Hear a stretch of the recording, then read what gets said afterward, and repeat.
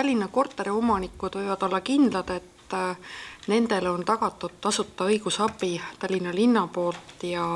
seda me anname siis Tallinna linnavalitsuse teenindussaalis aadressil Vabaduse väljak 7. Ma rõhutasin just praegu, et korteriomanikud, mitte ainult nüüd korteriühistud, vaid tegelikult kõik, kes elavad kortermajades ja kellel on probleemid, millele nad ehk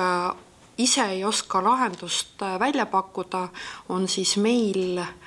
võimalik juristide nõuandeid saada.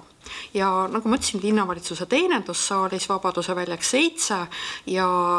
see toimub siis kolmapäeviti igal kolmapäeval hommikupoole kella 10–12